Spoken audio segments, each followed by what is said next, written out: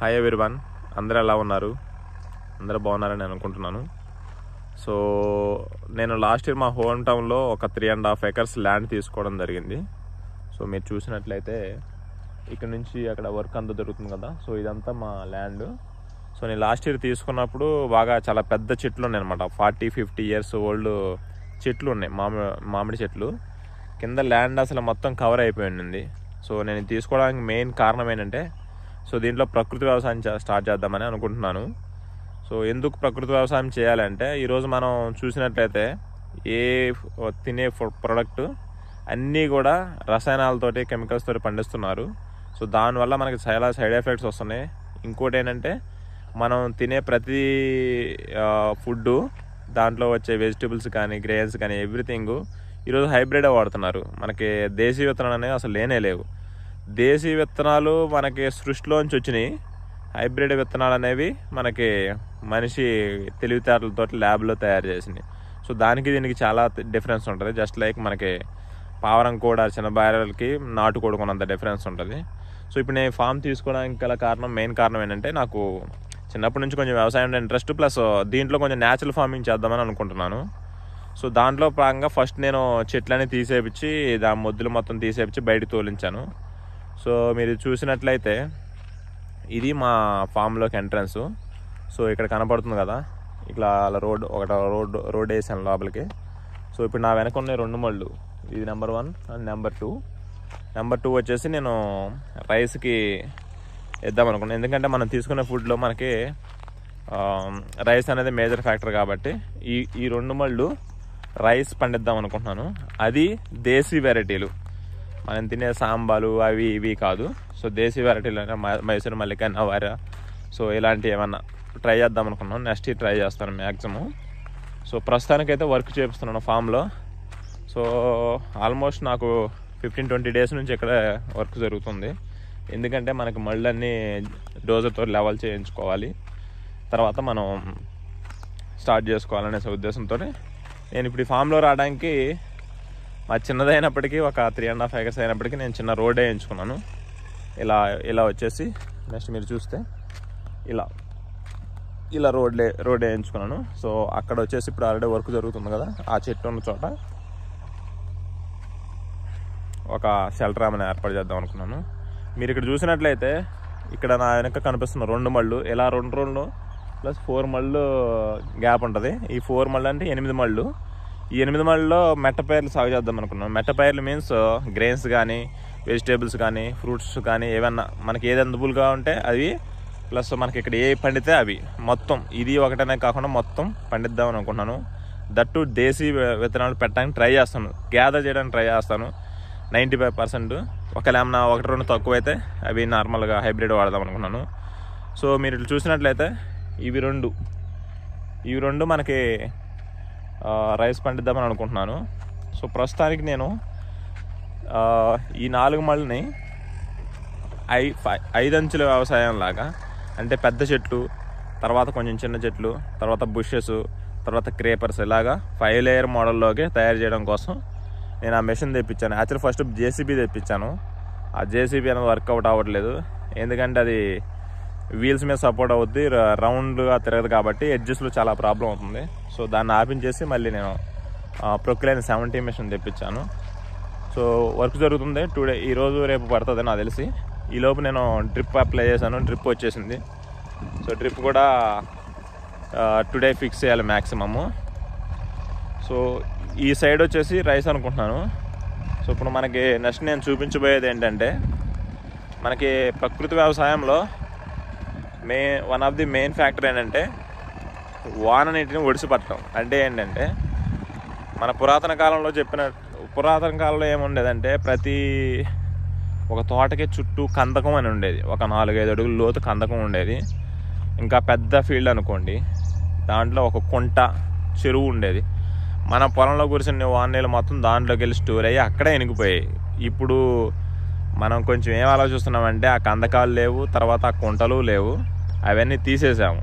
మనకున్న ల్యాండ్ మొత్తం ప్లేనింగ్ చేయడం వల్ల ఏమవుతుందంటే, ఇప్పుడు మన ల్యాండ్లో పడిన వాటర్ కొంత మాత్రమే భూమిలోకి ఇంకుతుంది. ప్లస్ మనం కెమికల్ వ్యవసాయం ట్రాక్టర్లు పెట్టి చూపించడం వల్ల భూమి అంతా సెట్ అయ్యి లోపలికి వాటర్ వెళ్ళే ప్రసక్తే లేదు. సో ఇవన్నీ అవరోధించడానికి మా గురువుగారు విజయరామ్ గారు కూడా చెప్పిన మాటలు ఏంటంటే, మనకున్న పొలంలో ఒక 10% ఒక ఇంకుడు పాండ్ లాగా తవ్వుకోండి. సో వర్షం నీళ్ళు దాంట్లోకి వెళ్ళి స్టోర్ చేసుకుంటే, బాగా స్టోర్ అయితే మనకి వ్యవసాయానికి వాడుకోవచ్చు, కొంచెం స్టోర్ అయితే అట్లీస్ట్ దాంట్లో కన్నా ఇంకిపోతాయి, మన బోర్ కూడా రీఛార్జ్ అవుతున్న కాన్సెప్ట్ తోటి. సో అందుకని 10% చెప్పారు మా గురుగారు. బట్ నా 3.5 acresలో నేను ఆల్మోస్ట్ 30 cents తీయించాలి. బట్ నాకున్న ఫెసిలిటీని బట్టి నేను అనుకొని ఒకటే గుంట చూపించాను. అది ఆల్మోస్ట్ 15 cents to 16 cents ఉంటుంది. సో ఇదన్నమాట గుంట, ఇంకుడు గుంట. ఇది ఇంకుడు గుంట అనకూడదు మనం, ఎందుకంటే ఇది వాన నీళ్ళు స్టోర్ చేయడానికి మాత్రమే. సో ఇప్పుడు మనకి పైనుంచి ఏమైనా ఫ్లడ్ వస్తే అవి దీంట్లో పెట్టేసి, ప్లస్ మన భూమిలో కూడా పడిన వాటర్, రెయిన్ వాటర్ అనేది చాలా ఇంపార్టెంట్ ఇక్కడ స్టోర్ చేయడానికి. ఇక్కడ మనం ప్రతి రైతు ఇలా స్టోర్ చేసుకుంటే ఏమవుతుందంటే, మీరు రీసెంట్గా చూసుంటారు విజయవాడలో వరదలు వచ్చినాయి. వరదలు రావడానికి మెయిన్ కారణం ఏంటంటే బుడమేరు పొంగటం. సో బుడమేరు ఎందుకు పొంగింది అంటే, సో ఈ చుట్టుపక్కల బుడమేరుకి అనుసంధానమే అవుతుంది నాకు తెలిసి ఎక్కడి నుంచి కూడా ల్యాండ్. ఈ బుడమేరు ఇవన్నీ ప్రాంతాల్లో ఉన్న భూములు అనేసి ప్రతి ఒక్కళ్ళు రైతులు ఇలా ఆలోచించి ఇలా ఎంతో కొంత స్థలం అనేది కేటాయించుకుంటే మనం వేస్ట్ అయిపోద్ది అనుకోకుండా, ఒక 15 సెంట్లు 20 సెంట్లు బేస్ రాన్న మన పెద్ద ల్యాండ్ని బట్టి, ఇప్పుడు 10 ఎకరాల రైతు అనుకోండి, ఒక 1/2 acre, 20 ఎకరాలు 30 ఎకరాలు అయితే 1 ఎకరం, అట్లా చేసుకుంటే ఎక్కడెక్కడ నీరు ఒడిచిపట్టవచ్చు మనం. ఇదంతా చెరువులోకి వెళ్ళిపోయి అవి పొంగిపోయి ఫ్లడ్ లాగా అవుతుంది. సో ఆ కాన్సెప్ట్ని మనం ఇంప్లిమెంట్ చేయడం జరిగింది. కానీ చాలామంది నన్ను ఎందుకు చూపిస్తున్నావు, ఏమైనా చేపలు పెంచుతున్నావా, లేకపోతే ఎందుకు ఎంత ఖర్చు, నాకు ఆల్మోస్ట్ 50,000 అయింది ఇది. బట్ ఏంటంటే మనం ఒకసారి చేయించాము. రెయిన్ వాటర్ అనేది చాలా ఇంపార్టెంట్. ఇది చేసుకుంటే మనకి రెయిన్ వాటర్ స్టోర్ అయితే మనం వాడుకుంటాం. ఒకవేళ స్టోర్ కాకపోతే మనం చేసేది ఏం లేదు. మనకు ఆల్రెడీ బోర్ ఉంది అక్కడ, మీరు చూసినట్లయితే అక్కడ వైట్ డబ్బా కనపడుతుంది, అక్కడ బోరు. సో బోర్లో వాటర్ కన్నా రెయిన్ వాటర్ అనేది చాలా మంచి వాటర్ అని చెప్పాలి. ఎందుకంటే బోర్ వాటర్ అనేవి కింద మనకి ఎక్కడి నుంచో 200-300 feet నుంచి వస్తాయి. అవన్నీ మనం 400 years నుంచి పట్టిన వాటర్ మొత్తము ఈ మెషిన్ బోర్ల ద్వారాగా, సబార్స్ బోర్ల ద్వారాగా లోపల దింపేసి 300 years 400 years రెయిన్ వాటర్ ఇంకిపోయిన వాటర్ మనం లాగేస్తున్నాం. ఇట్లా ఇదే కొనసాగింది అనుకోండి, ఇంకా 15 years 20 years down the line మనకి 1000 feet వేసినా కానీ వాటర్ దొరకవు. సో దీనికి ప్రత్యామ్నాయం ఏంటంటే, ఇలాంటి గుంటలు భగవంతుడు మనకి ఫ్రీగా వాటర్ ఇస్తున్నాడు, దాన్ని స్టోర్ చేసుకోవడానికి ప్రయత్నిస్తే చాలు. సో ఇప్పుడు నేను చెప్పాను కదా, ఆ 2 మళ్ళు రైస్కి వేద్దామనేసి, ఆ 2 ఇంకా చిన్న గుంట ఒకటి మిగిలిందనమాట. ఇది కూడా చిన్న మడే, మీరు చూసినట్లేదు ఇది. సో దీంట్లో నేను ప్రస్తుతానికి ఏం ప్లాన్ అనుకుంటున్నా అంటే, మనం ఆవుని తీసుకోవాలి యాక్చువల్గా ప్రకృతి వ్యవసాయంలో. ఎందుకంటే మనకి జీవామృతాలు తయారు చేయాలంటే ఆవు అనేది మ్యాండేటరీ. సో ఒక ఆవు తీసుకుంటే దీంట్లో మన దేశీ వెరైటీలైన హీరామణి కానీ జింజువా కానీ గడ్డి పెట్టుకుంటే, సో దానికి సరిపోద్దని ఎక్స్పెక్ట్ చేస్తున్నాను. సో ఇప్పుడు మీరు చూపిస్తాను అసలు నేను 5 మోడల్కి ఏం తయారు చేస్తున్నాను, ఎట్లా వర్క్ చేస్తున్నాను అనేసి. ఖర్చు అవుతుంది, బట్ ఫైన్. ఇప్పుడు మనం ఒకసారి చేస్తే దీంట్లోకి వెహికల్స్ ఏం రావు కదా, అందుకని దీనికి కొంచెం ఖర్చు అయినా కానీ నేను వెనకాడట్లేదు. ఇది ఒకసారి ఇన్వెస్ట్మెంట్ కాబట్టి మనం ఏం చేయదలుచుకోలేదు నెక్స్ట్ టైం. సో ఇక్కడ నేను కొంచెం మీరు చూసినట్లయితే ఈ టార్బాక్ ఉందిగా, ఆల్రెడీ మనకి జీవామృతాలు 2 టైపులు ఉంటాయి, ఘన జీవామృతాలు. One is a type 1, another one is a type 2. So type 1 ఏంటంటే మనకు ఫ్రెష్ ప్యాడ్ తోటి మూత్రాన్ని, బెల్లం ఇవన్నీ కలిపేసి చిన్న ఉండలా తయారు చేసుకుని స్టోర్ చేసుకుంటే 6 months వరకు ఉపయోగపడుతుంది. సో అది type 1 ఘన జీవామృతం. ఆల్రెడీ నేను చేశాను, బట్ ఈ లోపల వర్షం వచ్చేసరికి ఆ ప్రాసెస్ అంతా ఆపేయాల్సి వచ్చింది, ఎందుకంటే అది ఆరాలి నీడకి. సో ఇంకా నాకు టైం లేక కొంత చేశాను, ఒక 4-5 బస్తాలు చేశాను. సో తర్వాత type 2 ఘనజీవామృతం. type 2 ఘనజీవామృతం అంటే ఏంటంటే, మీరు ఇక్కడ చూసినట్లయితే ఇది స్వచ్ఛమైన దేశీ ఆవు పేడ.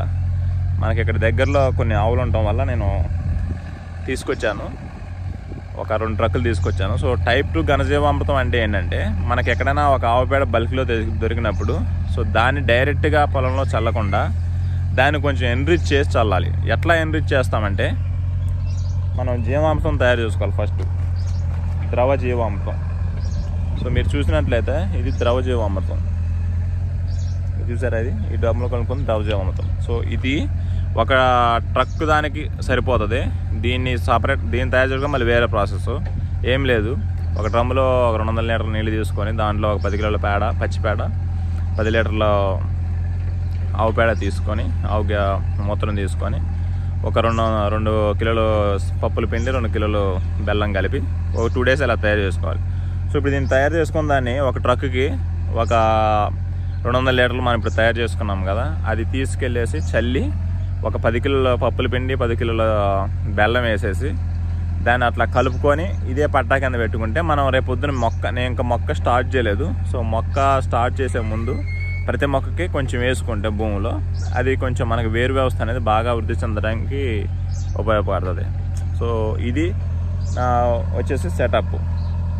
ఓకే, సో నెక్స్ట్ నేను ఏం చేద్దాం అనుకుంటున్నా అంటే, ఇప్పుడు ఈ 8 మళ్ళు ఏదైతే కనబడుతున్నాయో ఆ 8 మళ్ళు ఇలా బెడ్స్ లాగా తయారు చేసుకొని, కాలువలాగా తయారు చేసుకొని, సో దాని మీద నేను ప్లాంటేషన్ కానీ, మనకి మొక్కలు కానీ, నెక్స్ట్ ఏదనుకున్నా వెజిటేబుల్స్ ఏమనుకున్నా కానీ అవి పెడదాం అనుకుంటున్నాను.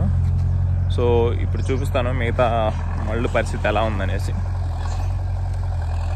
సో ఇప్పుడు మా తోట మొత్తం అన్నీ నరికేసాను, చెట్లు ఓన్లీ 3 ఉంచాము. ఇప్పుడు నా వెనక కనబడుతుంది బంగినపల్లి, ఇది పెద్ద రసం, అక్కడ బ్యాక్ సైడ్ ఇంకోటి కనబడుతుంది చిన్న రసం. ఈ 3 తప్ప ఇంకేం ఉంచలేదు.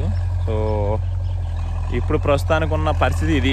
మా ల్యాండ్ వచ్చేసి మీరు చూసినట్టయితే మొత్తం ప్లెయిన్ ల్యాండ్ కనపడుతుంది, చూసారా? ఇక అక్కడ ఇది మెషిన్ వచ్చేసి ఇప్పుడు డ్రిప్ లైన్ వేయడానికి మనకి ఇక్కడ నుంచి ఇలా కాలువ తీస్తున్నాము. ఇలా లాస్ట్ వరకు ఉంటుంది, ఇక్కడ వరకు తీస్తే మనకి డ్రిప్ లైన్ వస్తుంది. మనకి యాక్చువల్గా డ్రిప్ లైన్ అనేది ప్రస్తుతానికి నేను ఏదో ఆల్టర్నేషన్ కోసం వాడుతున్నాను. మ్యాక్సిమం నేను ఫ్లడ్కే వెళ్తాను, ఎందుకంటే మనకి బెడ్స్ లాగా వస్తున్నాయి కాబట్టి. బట్ ఏంటంటే వర్స్ట్ కేసులో మళ్ళీ ఇప్పుడు దీన్ని మళ్ళీ టచ్ ఏం లేదు కదా, అందుకనే డ్రిప్ కూడా వేసి ఉంచుతాము. ఇప్పుడు ఎందుకంటే మనకి బెడ్ మీద నీళ్ళు ఎక్కకపోవచ్చు. సో నీళ్ళు ఎక్కకపోవడం వల్ల మనకి డ్రిప్ ఉంటే మొక్క ఇప్పుడు ఇమీడియట్గా మనకి కొంచెం వాటర్ కావాలి కాబట్టి చేస్తున్నాము. ఇక చూడండి, ఇవన్నీ మనకి ఇప్పుడు ప్లెయిన్ ల్యాండ్ ఉంది.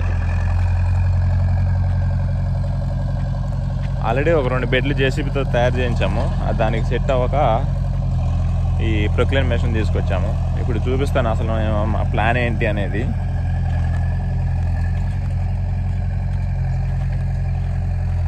సో ఇవి చూసినట్టయితే ఇటు 4 మళ్ళు, బ్యాక్ సైడ్ ఒక 4 మళ్ళు, మొత్తం 8 మళ్ళు ఉన్నాయి. 8 మళ్ళల్లో ఒక మడ్డు వదిలేసి అక్కడ షెడ్ కట్టే మడ్డు వదిలేసి మిగతా మొత్తం ఇలా బెడ్స్ లాగా తయారు చేద్దాం అనుకుంటున్నాను. సో ఎలా బెడ్స్ లాగా తయారు చేస్తాం చూపిస్తాను నేను ఇప్పుడు మీరు చూసినట్లయితే ఇది కాలువ ఒక 3 ఫీట్స్, ఒక 1.5 ఫీట్ లోతు ఉంటుంది. సో మళ్ళీ 6 ఫీట్స్ తర్వాత మళ్ళీ ఒక కాలువ వస్తుంది. మళ్ళీ సేమ్ ఈ 3 ఫీట్స్ 1.5 లోతు. ఇక్కడ మీరు చూసినట్లయితే ఇది కొంచెం స్ట్రైట్గా రాలేదు, బికాజ్ జేసీబీ అనేది చివరికి వచ్చేసరికి అది ఒకవైపే ఉంటుంది కాబట్టి వర్కింగ్ అనేది. సో అందుకే స్ట్రైట్గా రాలేదు, అందుకని మేము ఈ మెషిన్ తీసుకొచ్చాము. సో మీరు నెక్స్ట్ చూసినట్లయితే ఇక్కడ ఒక కాలువ ఉంది.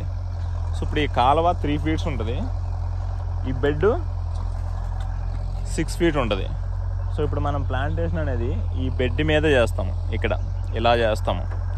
ఈ బెడ్ మీద చేయటం వల్ల ఏమవుతుంది, ఈ కాలువలో మనం వాటర్ పెడతాము, ఈ పంట ద్వారా వచ్చిన వ్యర్థాలు దీంట్లో వేస్తాము. సో దానివల్ల ఏమైంది, ఈ బెడ్ మొత్తం, ఈ కాలువలో మొత్తం హ్యూమస్ అనేది క్రియేట్ అవుతుంది. సో బేసిక్గా ప్లాంట్స్ అనేవి ఇక్కడ వేస్తాము. మనం దీంట్లో అంతర పంటలు ఏది కావాలనుకున్నా కానీ మనం ఈ బెడ్ మీద వేసుకోవచ్చు. ఈ కాలువ ఫర్ ఎవర్ ఇలాగే ఉంటుంది. సో దీంట్లో మనం ఎంత కార్బన్ మీన్స్ పచ్చి రొట్టె అవ్వచ్చు, సరే పంట వేస్టేజ్ అవ్వచ్చు, ఏదైనా కానీ దీని మీద వేసుకోవచ్చు.